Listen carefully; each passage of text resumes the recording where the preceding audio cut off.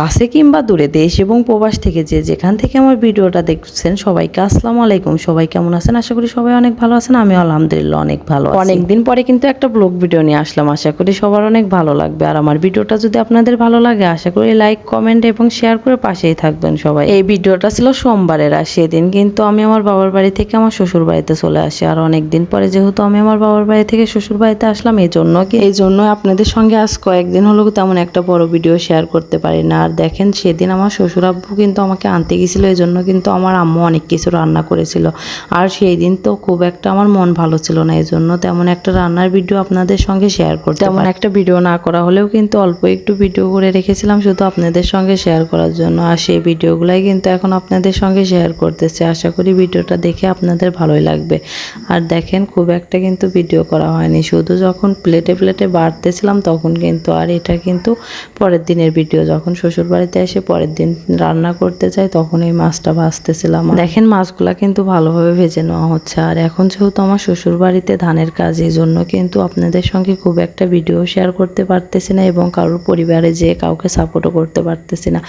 আশা করি সবাই এই কয়দিন আমাকে ভুলে যাবেন না, আশা করি সবাই মনে রাখবেন। আর দেখেন আপনাদের সঙ্গে কথা বলতে বলতে কিন্তু মাছ ভাজা শেষের দিক। আর যেহেতু মাছ রান্না করেছিলাম, আমার ছেলে কিন্তু মাছটা একটু ঝাল দিয়ে রান্না করেছিলাম। বাড়িতে যেহেতু অনেক মানুষজন আছে এজন্যই কিন্তু একটু ঝাল দিয়ে রান্না করার জন্য আমার ছেলে কিন্তু খেতে পায়নি, এজন্য তার জন্য কিন্তু অল্প একটু খিচুড়ি রান্না করে নিচ্ছে। আর দেখেন খিচুড়িটা রান্না করার সময় কিন্তু চাল এবং ডালের পরিমাণটা প্রায় সমানই হয়েছে। আর আমার ছেলেটা যেহেতু অল্প একটু ঝাল খায় এজন্যই কিন্তু দেখেন 2টা মরিচ দিছি মাত্র। আর মরিচ 2টা কিন্তু আমি কেটেও দিই নাই। আর অল্প একটু হলুদের গুঁড়া দিয়ে আর একটু মরিচের গুঁড়া দিয়ে কিন্তু এখন ভালোভাবে ডালটা আর চাউলটা কিন্তু মাখিয়ে নিতে হবে। আর দেখেন এই রান্নাটা কিন্তু আসলে 3-4 দিন আগে কিন্তু আপনাদের সঙ্গে এই খিচুড়িটা শেয়ার করেছিলাম। মাশাআল্লাহ কিন্তু খেতে অনেক সুন্দর হয়েছিল। দেখেন এই জায়গা দেখেই কিন্তু বোঝা যাচ্ছে যে খিচুড়িটা রান্না কিন্তু অনেকটাই স্বাদ হবে। আর রান্না করতে করতে আপনাদের সঙ্গে আরেকটা কথা শেয়ার করি, একদম বাড়িতে যেহেতু ধানের কাজ চলতেছে আর ধান বানার জন্য যে মেশিনটা চলে, এই মেশিনের এত পরিমাণ শব্দ যে আপনাদের সঙ্গে কোনো ভিডিও শেয়ার করতে পারতেছি না। আর একটু ভিডিও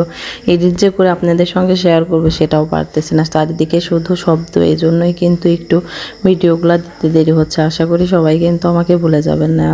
দেখেন কিন্তু মাখানো শেষের দিকে, এখন কিন্তু পানি দিয়ে দেওয়ার পরে কিন্তু আপনাদের সঙ্গে আর কোনো কিছু শেয়ার করা হয়নি। তারপরে দেখেন একবারে খিচুড়ির ফাইনাল লুক নিয়ে চলে আসছে, দেখতেই কিন্তু মাশাআল্লাহ অনেকটা লোভনীয় লাগছে, তাই না? তারপরে কিন্তু আপনাদের সঙ্গে কিন্তু আগেই বলে নিছি তেমন একটা রান্নাবান্নার ভিডিও কিন্তু শেয়ার করতে পারবো না। এই জায়গায় কিন্তু আমরা মাছ রান্না করতেছিলাম, আর এটা যেহেতু তরতাজা ফ্রেশ মাছ ছিল, দেখেন রান্না করার সময় কিন্তু বোঝাই যাচ্ছিল যে এই রান্নাটাও অনেক ভালো হবে। দেখেন অনেক স্বাদ হয়েছিল কিন্তু খেতে। আজকের ভিডিওটা আর বেশি বড় করব না, যেহেতু ভয়েস দিতে খুবই সমস্যা হচ্ছে। সবাই ভালো থাকবেন, সুস্থ থাকবেন, আল্লাহ হাফেজ।